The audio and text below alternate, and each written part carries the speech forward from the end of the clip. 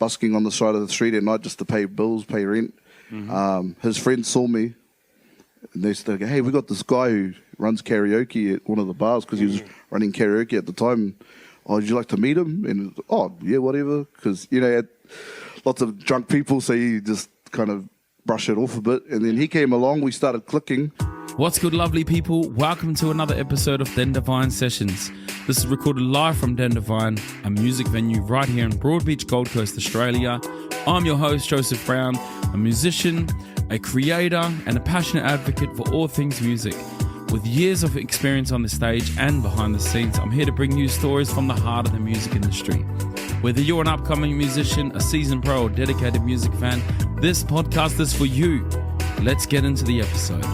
It's Devine Talk. Devine Talk.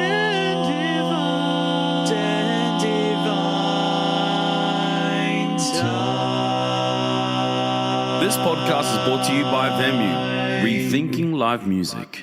Ladies and gentlemen, welcome to Devine Sessions. How you guys going, man? You guys good? Yeah, no, we're doing good, mate. Thanks for having us. Haven't been here for a while. Actually haven't been here at all. But no, yeah, lovely being here. Yep. And how about you, HURI? Yeah, feeling great. Thanks for asking. Yeah. I'm good. Yeah. Thanks for having us. Yeah, too easy, man. Too easy. So it's been a bit of obviously crazy weekend. I'm not going to hide anything today.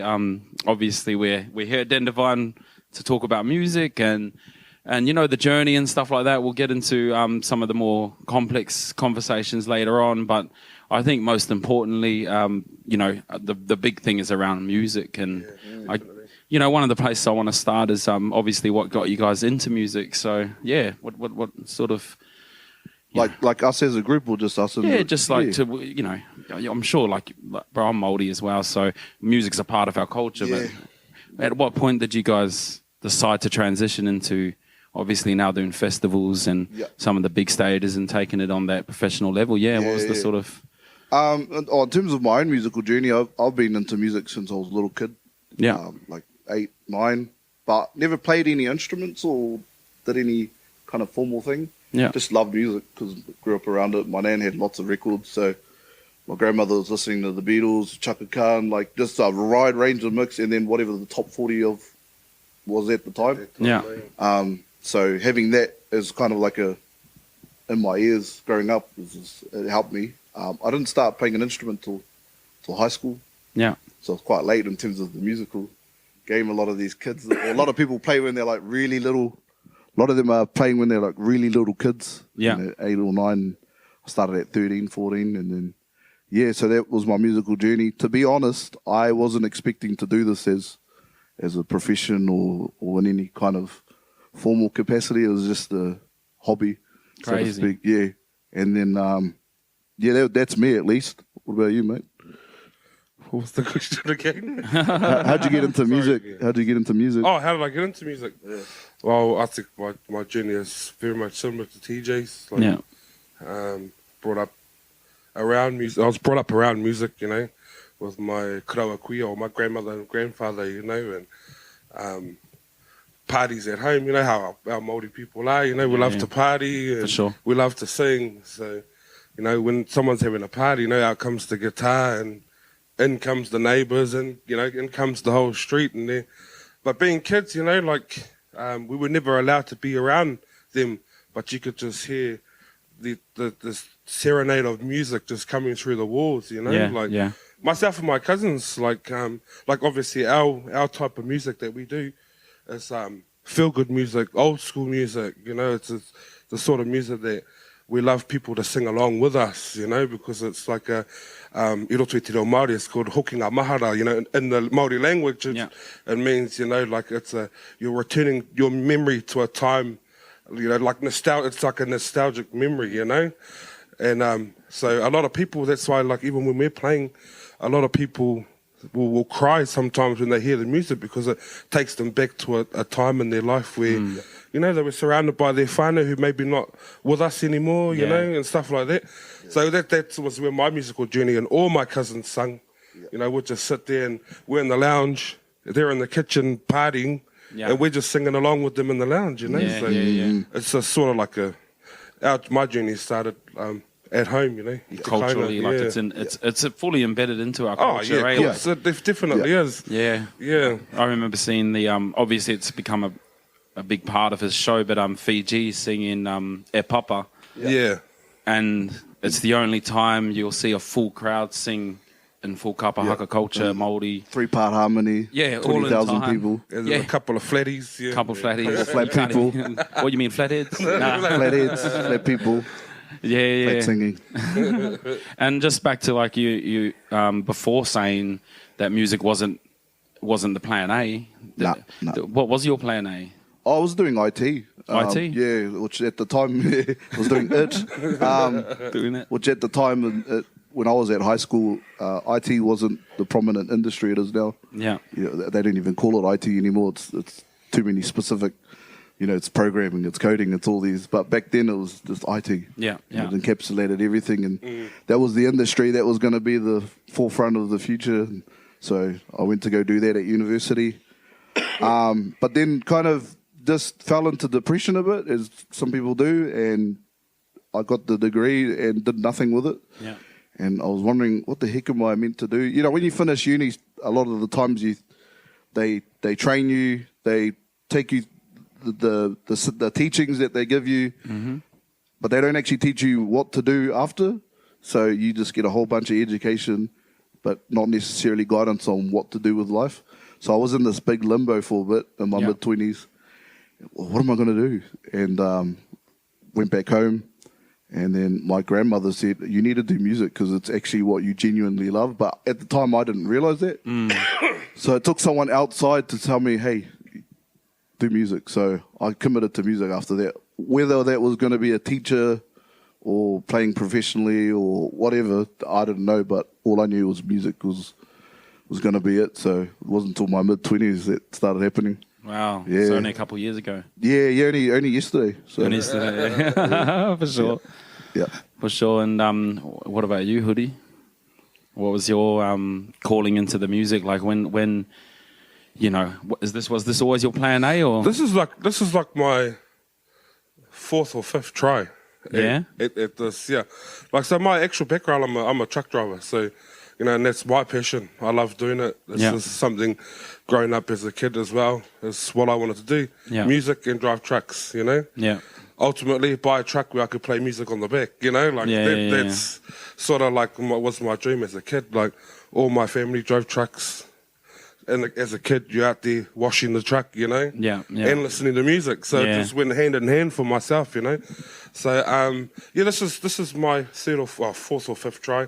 I've had other bands that I've created and stuff like that, just purely for the love of music, you know? And this type of music, like it's not any music. But this just really kicked off for us, and definitely something we enjoy. Yeah. We didn't think it was going to get like this, though, you know? But we're glad that it has, like... Yeah, so a big, you know, I know a big part of your journey's been through YouTube, right? YouTube's got a really big foundation for you guys. And when did you sort of, like, was there a song where you're like, we nailed it, or what the strategy? Was it just to just go crazy, release, or? I'll be real honest with you. There was no strategy. No. There was, like, again, there's no intention. I knew music was what I wanted to do. Yeah. Didn't know how that looked. But so I didn't actually meet this guy yet till like 2017, 2016. 16. Yeah. So I started busking on the side of the street. Was how I started this musical journey of trying to make it my job. Yeah. And I met this guy. I met his friends first. I busked in a place called Tauranga in New Zealand. Busking on the side of the street at night just to pay bills, pay rent. His friends saw me. And they started go, hey, we got this guy who runs karaoke at one of the bars because he was running karaoke at the time. Oh, would you like to meet him? And, oh, yeah, whatever. Because, you know, lots of drunk people, so you just kind of brush it off a bit. And then he came along, we started clicking, and then realizing, hey, there's something here going on. So we should chuck something on Facebook. It was Facebook at the time, not YouTube. Yeah, so that's how we got started. And then it went viral, like 1 million hits, or something like that. And after that, we went, oh, okay, I think we're onto something here. Yeah, let's carry What on. was that feeling like? To get 1 million hits? Was it like surreal or? It's It was sore. it was sore to get a million whacks. No. Honestly, it was a bit surreal because you all of a sudden people know you, especially back home. Yeah. But you're still broke. So it was like, sure. 1 million views, still broke. So there was a disconnect there between the success of the videos to what our reality was. But at the same time, still happy that people, liked what we did. Yeah, it's a doorway, isn't it? Yeah. And it's like once that door's sort of open, you walk in and you don't know what's going to happen at that point. Yeah, you just take it. And you guys, you've obviously had your successes. You've played on some pretty cool stages. Yeah. Quite fortunate. Yeah, which is cool. What about you, Huri? Like, what was the feeling to start seeing that traction, especially when it was like you weren't planning for it? Well, at the start, it was a buzz, eh? Like, like so many people just watching something that you created. Yeah. And then it fueled the fire for us to carry on and just keep the ball rolling. Mm-hmm. Like this whole ordeal hasn't been, perfect. Yeah. It's been, we've had our ups and our downs, like through this whole journey. But like, just from our humble beginnings to now, like it just humbles us even more. It's like it's been an awesome journey. Yeah. And so looking at all of those sort of stages that you've been on now, do you have like a favorite memory? Do you guys have I'm sure they're all your favorites, but is there something that just stood out to you and just went, man, I just love this. This is why. There actually has. There's been heaps, like heaps to be honest. Heaps to remember. Like, it depends on how you want to look at it. If you're looking at it hospitality wise, or looking at where we played and stuff like that. Like, there's so many. We've got so many good memories that. Like, we got invited into the middle of the bush in New Zealand to play. Like, it was talking about middle of nowhere. So Topol. Oh, yeah. Pub in the Scrub is the name of the place. Like, you want to play at the pub in the Scrub? And we're like, oh, yeah. And turns out it was a pub in the Scrub. So, no reception, freezing, like -5. Fires going everywhere. Like, snow on the mountain, but huge crowd turned up out of nowhere. Yeah. And we're like, what the heck? What are the people doing here? But, again, it was the type of people we were on about, just our own people and just wanting like that sound that they grew up on. That's one favorite. Another one for me was actually last year in Perth. Because it's one thing being thing at home, and then our people here in Australia packing up venues for us, and we're like, what the but just seeing them missing home, and it felt like we gave them a piece of home. They're a long way away from home, eh? It's pretty long. Like if it's 5 hours from here to Perth on an aeroplane, and then still 3.5 hours home, mate. It's a long way, and it's expensive, eh? Yeah. And then obviously One Love was pretty memorable as well. 20,000 people. It was, I'll be honest with you though, because we've been doing this for a while now. So by the time we got to the big festivals, it didn't feel too like out of place. We just kind of felt normal. Just felt like mahi, eh? Just felt like a job. Yeah. Like we'd get up there, we'll do our thing. And it's a rush as well, right? Finish. You're just like, get on. All right, you're done. Get off. Yeah. And obviously I think a big angle we'll point this whole podcast and this whole conversation about is people on that chase to make music a career and stuff like that. And, they want to be on the big stages and stuff. Like, for you guys on that journey, it sort of seems to be completely unfounded journey. Like you weren't planning for this sort of to come out like this. But if you could sort of, if you could put side by side,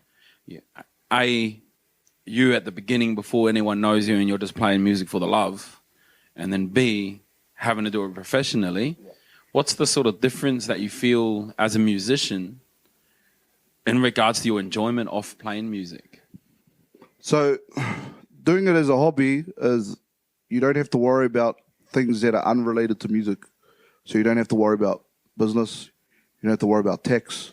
You don't have to worry about, interacting with people, because you just make music and just do whatever you want. And especially with how cheap recording technology is, you don't even need to book studio time anymore. Yeah. If you save People up are enough recording money. on iPhones, yeah, like, people are you know? recording on iPhones and getting hits. Like, so in terms of being a hobby, it's more fun in the sense of no pressure, no responsibility or obligations. But as soon as you start doing this, when money gets involved, you have to, obviously there's standards that need to be raised, so you need to dot your I's and cross your T's and check contracts and build good relationships with people and have contingency plans and all of these other things. So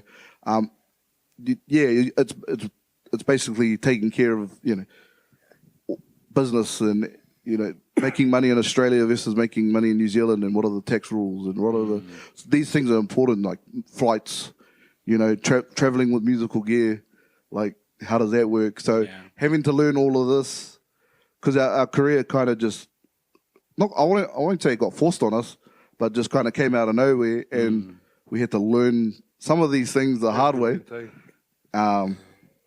And so that's probably the biggest difference. But I would say that the thing that's kept us going is making sure that we still have fun. Because once it stops being fun, you probably get another job, to be honest. Because music isn't the best way to. This might shock a few people, but they need to be told. Music is not the best way to make money. Like Say it again. Music is not the best way to make money. Say the Chinese. So I say that because if you really want to do music, money has to be secondary. Yeah. Because there's going to be times where it's just not good. It's going to be times you might need to pick up a day job again. Yeah. It's just what it is. But if you love it, you'll do it. Yeah. Yeah. Like I said, go work in finance, go do accounting. Trust me, easier money.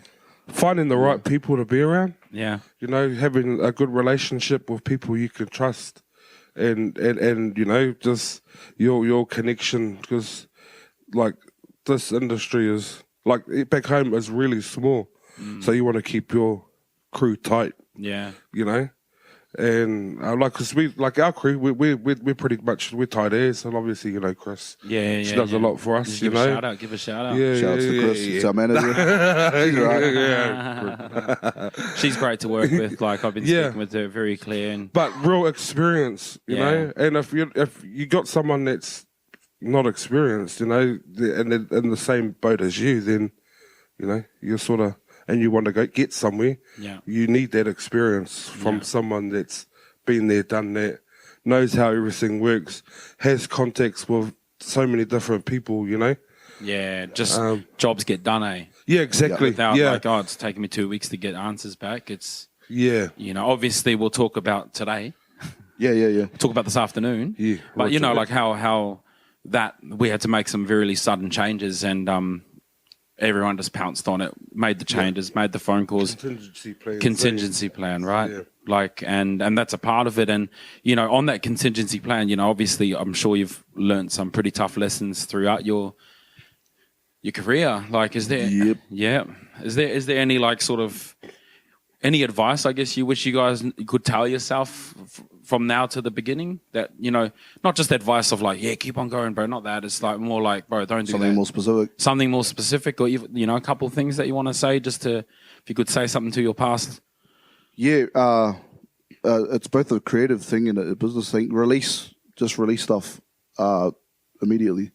A lot of creatives will hold a lot of their content because they're worried about it being perfect. But you need to release it, one, so it can get judged by the crowds.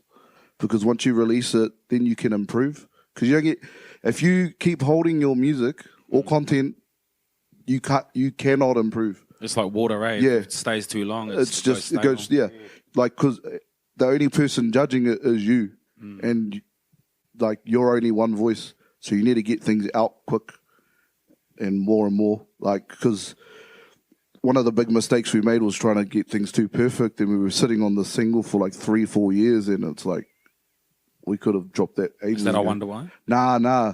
It's another one that's coming out soon. Oh, so still holding on to it? Yeah. 3 more years? Yeah, so we're finally releasing it after all these years, probably next month. Yeah. But yeah, I say that to say you need to do it so you get the feedback of the public, and then you can improve. If you watch some of our first videos, they're terrible in terms of like video quality. Audio is good, though. Yeah, the audio is good, but And sometimes we're really skinny too in those videos. You're quite Really skinny skinny. as well. Yeah. So, but The you know, music life's good, eh? yep. But yeah, so just releasing things quick so you can. So people can tell you in the comments like, "Hey, this sucks." Yeah. Like They I will know, say it yeah, as but well, yeah, right? or this is good, and then you can improve. But if you keep holding on to it, it's You're not going to get honest opinions, about your stuff. Like, you're going to send it to a mate, and they're not going to be honest with you. It's like when you get a haircut, and Yeah. it looks crap. The And other- you're like, yeah, it looks good. The other thing musicians are guilty of doing is release, like they'll show their mates, but their mates are also musicians. Yeah. And guess who's not buying your music? Yeah. Is other musicians. Musicians don't buy your music. No, they don't yeah. stream it. They don't care because they're making their own music. Yeah. So you need to get it out. Yeah. Yeah. That, And that applies to business too, because you got more content, Yeah. with the streams. Like numbers can go up once you start releasing. Yeah. And how about you, Hoodie? Like, is it like if you could give yourself some advice from when you first got into it, something to look out for, something to watch out for? Is there anything that you wish that you would do differently? Even though I know you can no regrets, but if there's anything, No regrets, yeah. Mine would be I should have stayed away from the kai. From the food. From the food. Yeah. We just, everywhere we go, it's just food. But no, I don't, honestly, I don't have anything bad. nah. Bad experiences, Yeah. we like heaps to learn from, but yeah, I don't really have anything. No. I suppose I got one more. Just make sure you have sign contracts with people. Yeah. Because the second gig we ever done, we didn't sign a contract, and we got up there, travelled like 8 hours. Oh yeah, Yeah. true that, And when we finished the gig, they didn't pay us, and there was no paper trail, to say, Did they talk to you? yeah. Yeah. But it's like, what are we going to do? Take them to court for what? For Yeah. no paper trail. So they can get, you can give them a hiding if you want, but like then you're going to jail. It just escalates into this terrible situation. So make sure you get into a contract, read contracts, every gig, even if it's a birthday, like. Gone are the days where you signed a contract by shaking someone's hand. Those days are long gone. You need to have your I's dotted and your T's crossed. Yeah. Yeah, for sure. Yeah, I mean, there's a lot of snakes and, Yep. hyenas in the industry and that sort of stuff. Have you ever come across anything sort of like dodgy where you were like, oh, thankfully we had that in place? And Oh, I don't know how much I'm allowed to say. So yeah, don't get into specifics. Just yes or no is all good. Yeah. Lots of the industry's really dodgy. Yeah. And I'm sure it's like that here in Australia too. Yeah. But one of the beautiful things about New Zealand is because the industry is small in numbers. Once something bad happens, it kind of gets ratted out. Yeah. And then like that person's gone. Yeah. Or that company's gone. Yeah. But yeah, I would say try not actually, now that we're going on this advice thing, try not to get involved in the excess of what gets offered, and I'm talking about alcohol, drugs, and all those things. I'm not saying don't do those things because we're musos, mate. That's what we do. But just know that there's consequences nowadays. Like long gone are the days where cameras aren't backstage. Oh yeah, Big Brother's watching. Big Brother's watching Yeah. you everywhere. Everyone's got a camera. Everyone's got something. So you really have to be on your guard. Yeah. Yeah, which puts off people, but hey, that's the truth. Got to be on your guard. Yeah, for sure. And it's, obviously speaking about alcohol and drugs and all that sort of stuff, like it's readily available. At most venues, here in my pocket. No.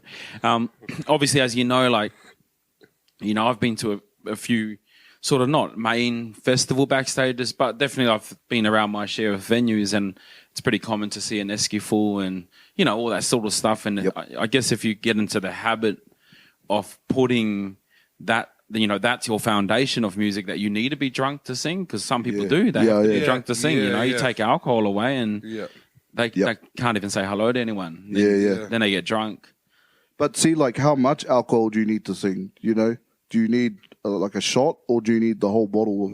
So, like, because I know people, and I don't judge them, because like you need what you need to get on. So that's why I'm not I'm not preaching sobriety here, but it's just like be careful. Like just know that there's a consequence for you taking too much things. I heard a saying. It's like water. If you have none, you'll die. If you have too much, you drown. Exactly. But if you don't have enough, there's a right amount to live. Live your life. Yeah. And that's a big thing because people just need to be mindful of that, of the damages of putting alcohol first before your performance. Because I don't think you won't be able to have a long-term career. I don't think really. Nah, not anymore. Like the old stars, like the legends in this game can, because they came from a different time. But if you're coming up in this time, you can't. That was when alcohol was pure. Yeah. It's the real pure stuff. The real pure alcohol. Nose beers. Yeah, the old nose beers and stuff. But I know it's all done, and like I said, not preaching sobriety, but just be careful, especially if you're up and coming. Yeah. Maintain yourself as well. Yeah. Like our thing is like when we perform, we don't touch alcohol. Like not that we drink anyway, we're boring, but our thing is even like when we have our band, or we've got a band playing for us. Yeah. No alcohol. Like you can do whatever you want after but on stage, not you need to perform for the people because that's your job. Yeah, and let's shine the light on that. It's the job. That is the job. Just like are the bartenders getting wasted? Is the bouncer getting wasted? No problem. Maybe they are, but they shouldn't be. But like imagine if you had a drunk bouncer, and he's just throwing hands at everyone because he's drunk.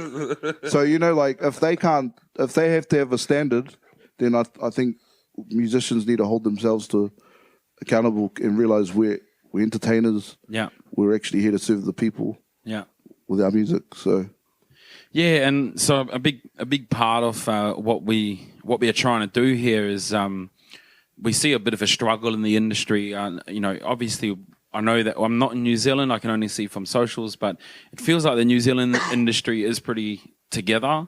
There's a lot of community there, and a lot of people work together. I'm never really seen a lot of people on their own.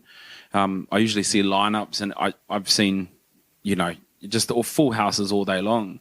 But here, I think there's a bit more of a struggle. There's been a lot of festivals shutting down, a lot of people, not showing up. Obviously, like this afternoon, you try and put a good show on. You try and bring some people together, but you do see that sort of a bit of a difficult thing that's happening. And I don't think it's been an ongoing thing. I think it's been in the last couple of years, or maybe post-COVID, or with the cost of living and all that sort of stuff. Like over the years, what year did you guys first come to Australia? What year was just last year. Yeah. Just last year? And did you see a difference between last year and sort of more recent times? Or have you only been here once? Only been here once, but we were here for like 2 weeks and toured Victoria, New South Wales, here, in Brisbane. Australia. Yeah, in Western Australia. Yeah. Yeah, I don't know, but we seem to pick up most of the buildings, so it's hard for me to know, really. Yeah. But from our perspective, it feels like you have to be big in New Zealand first, and then come back. Yeah.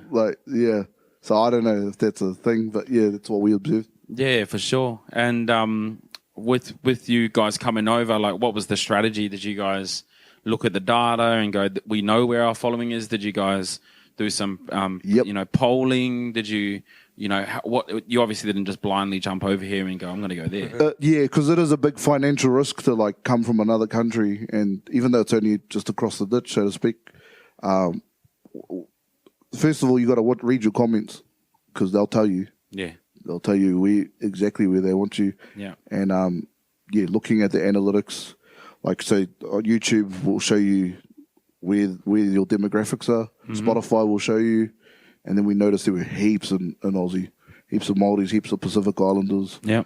And then again, just putting it to your following, just like, hey, do you guys want us in Aussie? Yeah. Yeah. And then even with all that, there's still this risk of they're all talk. Yeah. They might just be saying that. So those are the things you can kind of do to ensure that we're going to have an okay turnout. Yeah. And then pricing is important.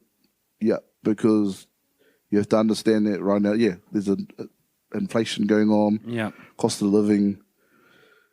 Is it realistic to be charging for events? Yeah. One error we did make was we booked the Call and Gather show the same time as LAB did a show in Brisbane. So it was conflicting. So LAB's got an even bigger following than us. Just a little bit. Quite a bit. I did. Yeah, and so we had a good turnout, but we didn't pack the place out like we normally do. Yeah. So those are the types of things that you need to look at too. Is it conflicting with any other major events? Yeah. Yeah. So those are the big things. So ask your following, check the local events going on to make sure it doesn't conflict too much. And if it does, make sure you have a bigger following than that event. So yeah. And what about lead-in time? Like, did you guys plan a year ahead? 6 months or? Yeah, about 2 years, to be honest. 2 years. What was that for? For Aussie. We actually planned 2 years, but COVID happened. Yeah. So we kind of rested that thought for a bit till we were able to travel again. And then, our manager, Chris, she's did a good job on this, just using her contacts, was able to organise it in about 6 months. 6 months? Yeah. Yeah, there's good stuff to understand and to sort of, know priors to people who are going to plan to do their breakout tour like you guys done. Just to know these sort of, okay, this is how much it's going to take. This is how long it's going to, all of that sort of planning and strategy. And I'm guessing Chris would probably have the more technical answers, but, I'm sure that you guys done a lot of the just checking where you're going to go off first. Yeah.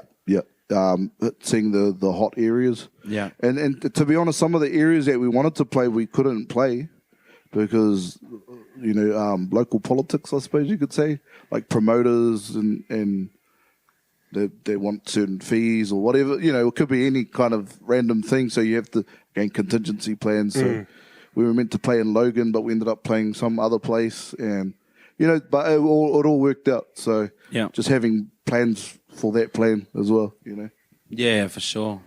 Yeah, bro. And obviously it's been, you guys, so 2016, you guys sort of, that's when you first put yourself on the map? No, that's just when we met. 2017 is kind of when we actually started doing this stuff.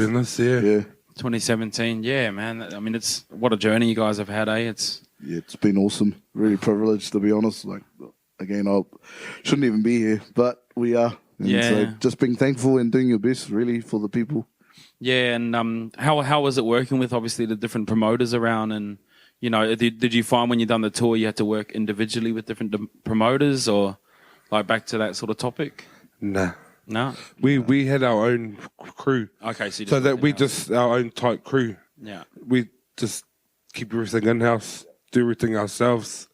Obviously with venues. Yeah. So the way Chris organised it was most of the venues we used here already had in-house sound, so that there were minimal things that we had to bring from home to Australia, And then we had our on-road tour manager with us as well, Soundy. Yeah. And we just stuck together and we just done everything ourselves, kept our circle small. Nice, man, nice. Obviously, one of the segments we want to have is, it's called dinner parties. It's if you could sit down and have dinner with any musician, who would that be? Oh, that's a good question. You go first so I can think. Well, yeah. It'd probably have to be, jeez. We've got so many. It's a hard question. Dead or alive? Both. Oh, okay. One dead, one alive. One dead, one alive? Yeah, okay, yeah. all right. How about just a Maraikai? Okay, Last Supper. Yeah, okay, we'll give you 20. One dead, one alive. One dead, one alive. Yeah. All right.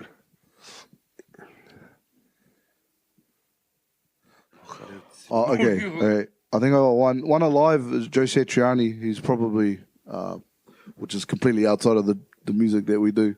Oh, but Joe Satriani is like the big reason I even play guitar. So, wow. Been to all his concerts every time he comes to New Zealand. Big influence. He's the reason. When I heard his music, I didn't think he could do the things that he did on guitar. I was like, whoa. Be good to get his insight onto things. In terms of gone, probably it's tough between Bob Marley and Jimi Hendrix. I don't know. That's a hard one. It's a hard one, man. I got a feeling Jimi Hendrix wouldn't offer you much. Nah, in regards to the... maybe just LSD, but I don't think you'll offer that either, Yeah, bro. he might take it all. Take it. Yeah, And just- maybe Bob Marley. Yeah. Nothing Bob- against yeah. you, Jimmy, if you're up there. Nah, he's But all it's good. just that I know you'll be tripping out over there, and I'll be like, "Oh, this was a waste." Yeah, yeah, maybe Bob Marley. Yeah. Yeah. And if you could ask them a question, Oh my gosh. I know. Yeah. I That's want to go even there, harder. man. I want to go there. Who shot you? Yeah. Who shot you? Who shot you, Bob? No, you know who did it.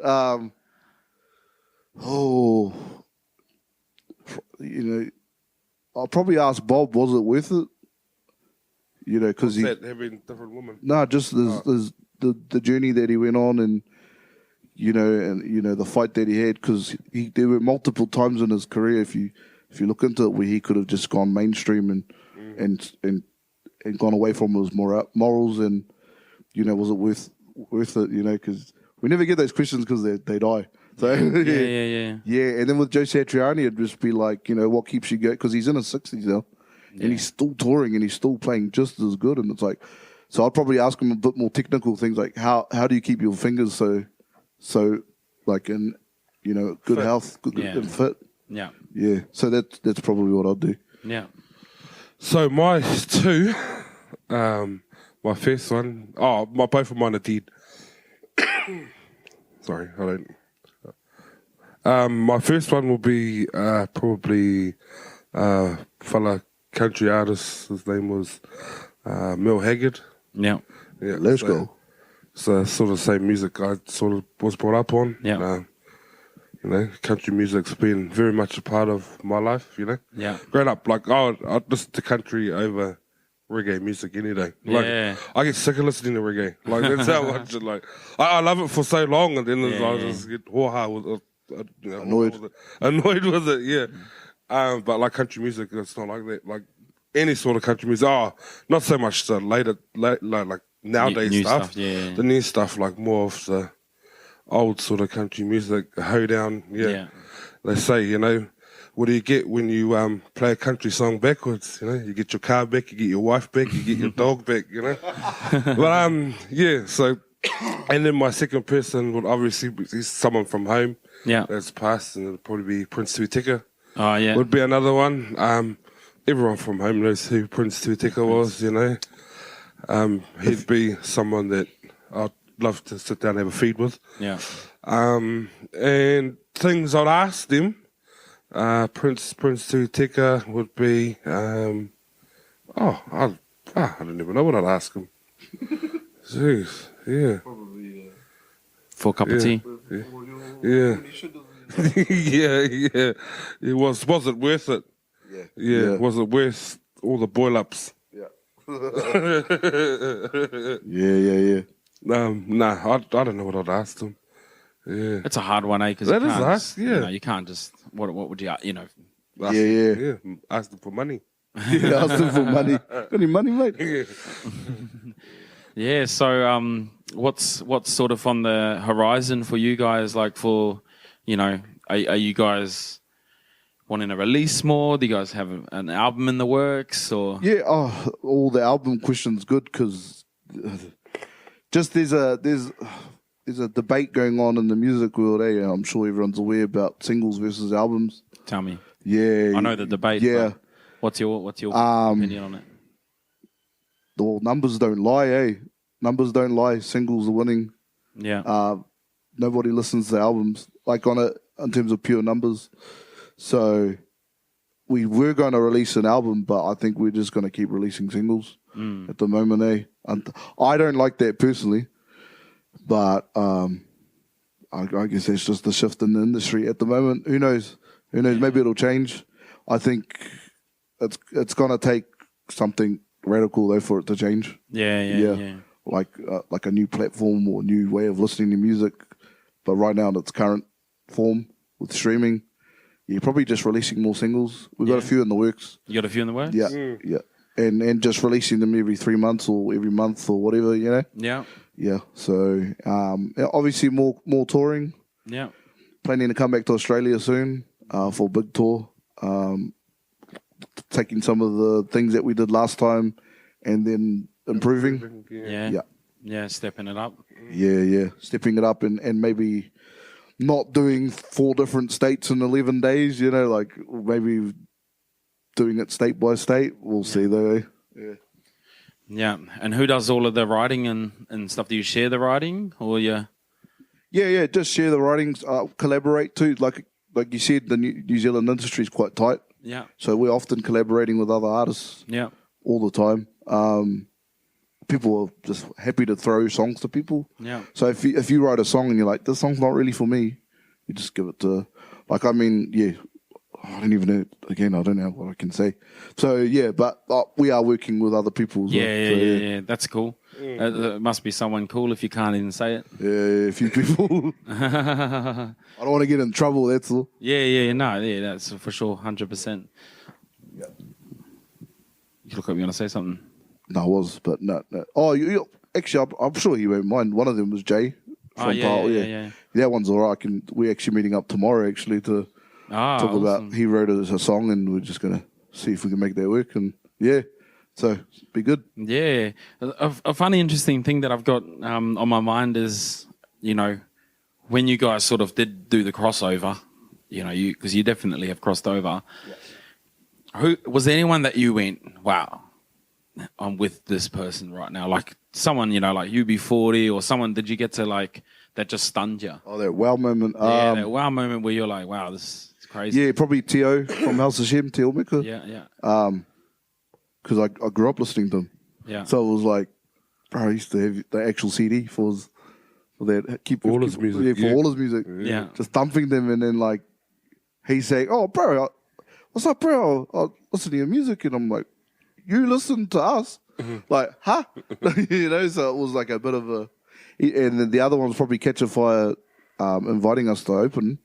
And, you know, you think, oh, it's just management because they see our numbers. But, you know, Logan's like, oh, good to see you guys. I really like your music. And so those two things there were like, what the... Yeah. But, like, your childhood heroes kind of acknowledging you, eh? Yeah. Yeah. Anything for you? Wow moments. Yeah. Oh. Yeah. Mine's the same as TJ's. Yeah, that's the thing. We've experienced all our moments together. So, so it's been like pretty much what we've both experienced is the same, and yeah. So those two, and then being backstage at One Love as well, just the environment. Yeah. Just being like, wow, we actually connecting with different people. Yeah. We actually kind of made it for our level, you know. Yeah. And so one thing that I think for us to sort of go on is from your perspective as musicians, you know, today, there's obviously, we've got 3 main aspects of the music industry, right? You've got music lovers, you've got musicians, and you've got venues. And a big part of what we want to do is sort of to educate people on how to better support you guys as artists and the music industry, so that way people who have that calling of music have that support and foundation, you know. And a big thing is, you know, just to sort of tell everyone out there, like, you know, from if you were to speak not just to one venue, to all venues, to better cater to you so you can perform better. Like what's one advice you could give to all venues, just if they host musicians, to just make the music experience better? If I'm being honest with you, really, the onus is on the musicians and not the venues. Like, I know venues will have rules and stuff, but they're all so different, right? Going from venue to venue. Like, even this venue compared to the venue last night's different. So, like, with the venues, you can only say so much, but I think with musicians, it's more like, make sure you turn up on time, or like to the actual gig. Don't turn up so inebriated you can't play. Yeah. You know, like those sorts of things, and just be professional. Yeah. Yeah. And I suppose with the venues, if I did have to give advice, is just like, hey, just clear lines of communication. Eh? Yeah. Don't, you know, be willing to work. Be willing to work together. Yeah. You know, like, don't just think that because it's what it is. It's their venue. Then at the end of the day, they have the last say. But for sure, we need to work together, because obviously, us as musicians and them as the venue owners, our ultimate goal is the people that are inside. Yeah. You know, we need the people. Both of us need the people inside this building to obviously. That's how we're getting paid. Pay our bills. Yeah. Hey, that's how we're getting paid. Yeah. Yeah. So if we can't work together, then what's the point in trying to, you know? make something happen, eh? So I suppose it's just hold your end up. Yeah. Both sides, musicians and venues, hold your end of the bargain so we can do something good. Yeah, Like, 'cause we've had venues, like we Chris will work together with venues, and like obviously she has allocated time for promotion and marketing, so she'll send them posters and stuff like that. But we'll get to a venue and we don't even have a poster up, eh? Like they haven't kept to their end of the bargain. I forgot about that. Yeah, You know, that's a so big like thing. it's just like keeping to your end of the bargains too. Yeah. And yeah, like because it is like gut reaching, you know, when you get to a place and like, what the hell? No one even knows we're playing here. Eh? Like, Obviously, yeah. Sometimes people just don't come, and that's nobody's fault. Yeah. But there are times when you're like, I came here and I didn't see a single sign that I was meant to be here. You know, yeah. Especially if you've planned it months in advance. You know. Yeah. So it's like hold your end of the bargain up, and then same with musicians. Make sure you put on a show, man. Yeah. Like, but in saying that, we've gone to places and like there's millions of posters. Like, you know, they've really supported us and wanted things to happen. Like, yeah, but each venue has their own sort of whakaaro on how they want things, their own thought on how they want things to happen. Because they'll know their audience, they'll know their area, they'll know what works for them. Exactly. You know? Yeah, exactly. And maybe their audience was like, oh, I don't like all these posters up here all the time. Like, Yeah. you know, But then just being clear about that. It's like we haven't put all these posters up because in this area that's kind of seen as a bit gimmicky and dumb. Yeah. It's like, Yeah, oh, like, it would cool. have been mean if cool. we got there, like, everyone keeps stealing the poster, eh? Like, Yeah. There's no posters. Or... So that's all right. Just because no one knows the area like the venue. yeah. Yeah. No matter how good famous a person is, no matter how big the artist is, you know, we can get big artists not selling out because the venue just wasn't willing to advertise. Because at the end of the day, they're going to make money as well. Yeah. Especially with bar sales. Yeah. So, yeah. Yeah, 100%, man. And obviously, like you said before, the other main key of all of this is the people who come, the punters, the music lovers. I know that it can be as loving as they can be ruthless if they've. Yeah. Felt that one. We've had many of We've those. had both. Yeah. We've had the love and the aggression. So, and I think like a big target of what we want to talk about is to talk to the audience. It's not to it's not about one person or two people, but it's to talk to them because I think it's the industry relies on them. They are the customer, right? The venue is the retailer, and you guys are the product, of course.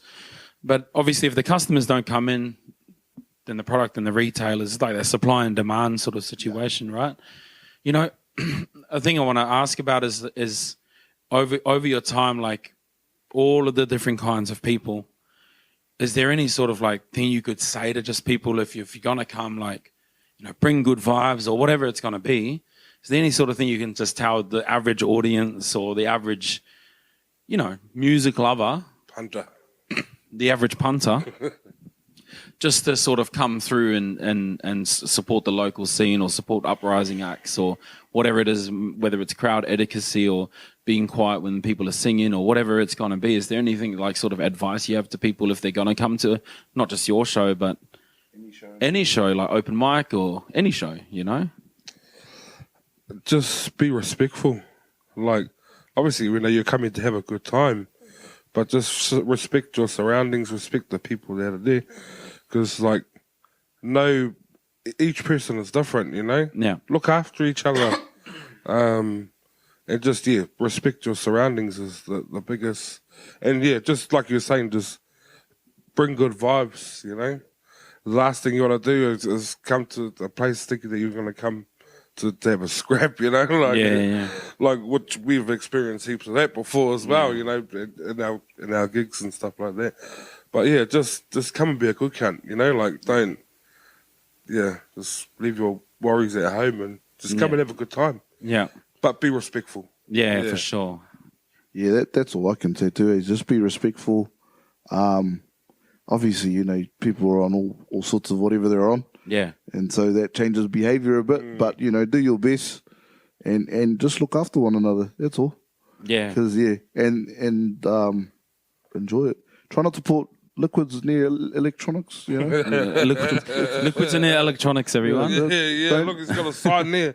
But when you got your beer goggles on, it'll look like $10. Yeah. But it's actually $10,000 that. Yeah. So don't put your beer on the amps or the subs or the. Yeah, man. And I think from us trying to try and build this event that we've been trying to do, and then from you guys touring, the amount of work that goes into putting on those shows. Yeah. Exactly. I think people should be a little bit more patient and understanding with shortcomings, because it's like, man, it's crazy. There's so much. Like I said, 12 months to plan a tour. Yeah. People aren't thinking 12 months ahead, like in their day-to-day life. Just imagining how much pressure's on you guys, how much risk it is to come to people's shows. One thing goes wrong and suddenly everyone wants to say these things and put pressure on everyone. Yeah. I think people should just be a bit more patient and a bit more loving and caring towards the amount of effort for you guys to come. Pretty much, yeah. If there's errors being made that are like either out of your control or just something bad happens, you have to be patient. But I think the problem is we're in a culture now where the consumer's king, and whatever they say is right. And so it's hard. Yeah. But in a way, I agree. Yeah, we're here for the people. They're the customers. Yeah, Always but right. there's also a level of like, hey, it's not that simple. Sometimes. Yeah. Like you said, 12 months to plan a tour in another country. Yeah. So just, I suppose coming with good intentions and just, it helps. Yeah, for sure, man. And, obviously we've brought you guys over to put this event on the Yacht Club. I want to pull the Band-Aid off that, if that's okay with you guys. And, it's obviously a bit of a crazy situation to be in, that we've had to do this big, huge change, about to pull together all this afternoon an awesome show here. And from a promoter's perspective, it's so much work to be able to go into that sort of stuff. Like, is there sort of any aspect of the last sort of 24, 48 hours that you feel like that could be a light shown on, or do you reckon it's just sort of that's the way it is? Some you win, some you lose. Yeah, to be honest, it's just the way it is. Like, it's one of those hard realities in life where it sucks. It just does. But for us, this isn't the first time we've seen this. Yeah. Or experienced it. Yeah. And it won't be the last. There'll be future events. But what you can do is like, okay, so this didn't happen. Why didn't this happen? And just taking the time to analyze after you get over the emotions, because there's emotions and you can't stop that. I'm guessing you can tell me if I'm wrong. Feeling disappointed, but sad, but angry. Yeah. Like just the usual. Well, we done a lot of pre-interest to try and see if it was the right gig. Background, A lot of mahi given in the background, a lot of it. And a big thing was the tā moko kawa, and Yeah, so that was something I was going to bring up too. When I found that out, I was like, we've already banned half of our target audience from coming. They can't even come, even if they got the money. Yeah. So like, when you get over the initial sadness or the loss, just analyze everything, because then you can say, okay, next time I'm going to make sure that people accept people who look like us. Yeah. Because you could sit there and you say, oh, it's racist, it's this and that. But ultimately, at the end of the day, it's their venue, and they can do whatever they want. That's their policy. Yeah, that's their policy. That's what they want. That's what they want. And I think this is specifically targeted towards Māoris living in Australia. This is not our home. We do not belong here. So if the people here say no tāmokos on your face, cool, come back home if you want that. Yeah. You know what I mean? So that's what some might disagree with me, but honestly, I'm a big believer in this. Yeah. Like, I come into these people's homes, Australia. Yeah. There's people that belong here, been here for hundreds of years, thousands of years. Yeah. And I'm a visitor. Yeah. So be respectful of that. And even though I know some of you are second generation, whatever, this is still not our home. Yeah. This is their home. Yeah. So that would be one thing. To, okay, we need to find a place that does accommodate us. That welcomes, I mean, that was the thing, like when we sort of went down that path, everyone said, oh, I wanted to always go on that Waka. Yeah, it would be nice, eh? Waka. See, the fact we're calling it waka and everyone, The Waka Club. people are like, what's a waka? Like it's a boat in Māori. So, Yeah. so just those little things, and so, that's something we can learn off. Like Yeah. after, it sounds harsh, but it's like that's what it is. Yeah. Once you're at the bottom, mate, there's only other place you can go. Is Yup. up. Yeah, You that's- can't go any more down the lower bottom. than the Yeah, ground, eh? That's you right, know? man. That's right. And these things happen, and Yeah. it's just a case of learning from these experiences and Yeah. and just looking back. What's that word? In retrospect, Retrospect. Analyze, like you were saying, just analyze your pros and cons on everything and what you could do better. 'Cause Yeah. and what things are worth fighting for. Because it is like it's a little bit of racism, but like it's also like it's not worth fighting that when you could just go somewhere else. Like here, that's quite accepting of people. Yeah. So Yeah, things that's like that. right as well. Yeah, Yeah. for sure, man. And it's the industry and it's the way the cookie crumbles. And Yeah. I think back to like working with venues, like you win together and you lose together, right? Like when you win, it's amazing. we're at Soul Bar on the Friday with Tiki, and next level. Everyone was happy, the vibe was happy, venue was happy, and everything. But you need to equally take the loss. If you're bringing wins, and then you take a loss, just we lose together. Pretty much. Because we all put a good effort in, we all worked together. Artist came up, promo was right, everything was good. And I guess the part why I'm sort of talking about this is because it's good to sort of go down that road. Everyone talks about the music industry; it's all fluffy and it's all, butterflies and all that sort of stuff. But I guess the light needs to be shown on the difficulties and what you got to endure, and how much you got to endure to get to where you got. Because you guys are here, but there's realities, Yeah, I think people can get put off by the fact that it is hard, and so they'll stop doing this. But what I'd say is, if it's worth it. Like it's worth putting in the effort. Yeah, because the amount of joy, I'd rather be putting in this effort for this than like for someone else in some corporate job. Yeah, you know what I mean. So it's like it's hard, but it's But there are more failures, to be honest, than wins. If you don't learn off it though, and you just sit there and be bitter about it, it's just going to get worse. Yeah. So just get over it, learn. What can we do different, and carry on, man. Try again. Yeah, and contingency. Yeah. Big one.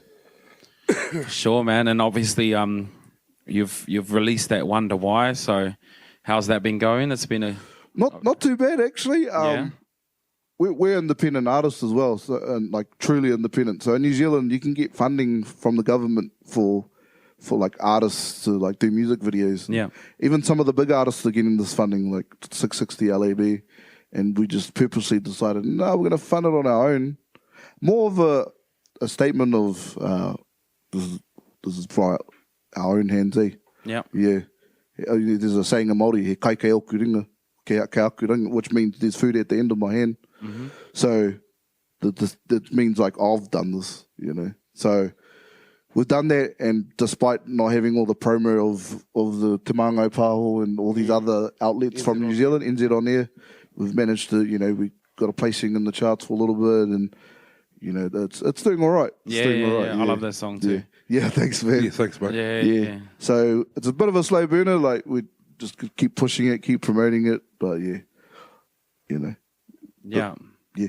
The main thing for us is not to get too emotionally attached to the song. Yeah. Like, and try go, oh no, all my hopes and dreams are in that song being big. Yeah, it's just a piece of content, and release another one. You know, don't get too bogged down by your own songs, you know? Yeah, for sure. Obviously, you know, we're coming to the end of the interview and the podcast and that sort of stuff. So, do you have any parting words for any upcoming musicians that you just could sort of pass on, or people that's, you know, maybe even not upcoming, they're already up the top, or whatever it's going to be? Yeah, just like I said at the beginning, there's better ways to make money. So do this for the love of it, because at the end of the day, that's what's going to keep you going. Yeah. Well, yeah, like I said, yeah. Obviously, you can do well in this business. You can do well, but easier ways to make money. Go sell drugs, man. Like, no, don't sell drugs. Just do it, though. Just do it. Yeah, ultimately, just learn do it. from your experiences. Wrap yourself around the right. Make all the mistakes. Yeah. just have the right influences around you. Wrap yourself in around the influences of the direction you want to go. Yeah. Like this, it hasn't the whole. It hasn't been easy, but it hasn't been hard for us. We just you're not gonna know until you actually do it. Just like ride the roller coaster. Any feedback is good feedback. Whether it's negative, whether it's positive, you're always gonna have someone that's gonna shoot you down. Yeah. But you just rise from it. Like just take it as feedback. Yeah. You're not gonna be everyone's cup of tea. You're not Yeah. going to be everyone's cup of tea. You're going to have your target market of the people you want to reach, but that might not necessarily be the case. Yeah. At the end of the day, you just carry on doing what you love. Yeah. And just do it. Yeah. That's just the only thing Just you do can do. but yeah, because it's like you just have to want to do it as well. Yeah, for sure. Okay, so you got a single coming up sometime soon. Can you drop any names? Can you drop any dates at least? Or what you're looking at? Not quite a date. We're waiting. We've got a music video, and the guy who's editing our videos overseas, so we're just waiting for him to hurry up. Hey, bro. He'll finish that soon, and then we'll get that rolling. Probably, mid-August. Mid-August, around there? Yeah, So but September? we'll announce it all on our socials and all that. So. Yeah. Yeah, and then just keep it going. Yeah, cool as. And your tour, you're looking next year or? Yeah. Again, it's in the works. It's planning. In the works? Yeah. Trying to figure out where do we go again, and how much should we do, and all of that good stuff. But definitely in the works. Yeah. And for those watching from back home in New Zealand, what's your shows coming up that we can? To be honest, we're kind of booked doing privates at the moment, private gigs. Cool. So which is good because private gigs pay you a lot of money. They keep us afloat, too. They keep us afloat, man. Corporate gigs, weddings, 21st, the whole lot. Yeah. But in terms of, we're planning on doing a New Zealand tour again as well because people want it. So stay tuned for that, eh? Stay tuned for that one there. Hopefully in summer. Yeah, man. Well, it's an absolute pleasure having you guys come over here. Despite all of the nuances of what's happened today, that's all good. Nah, man. It's going to be an epic night tonight here at Den Devine, and we're just going to keep the vibes high and keep things rolling, and for sure, just get everyone in the moment, and that sort of stuff. So thank you, bro, for coming along. No. And just big shout out to you, bro, too, for having us over. Yeah, bro. And really appreciate the hospitality. Even despite all the ups and downs, you've been here just being hospitable, bro. Thank you, bro. And your crew, so you've made us feel the love, and really appreciate it.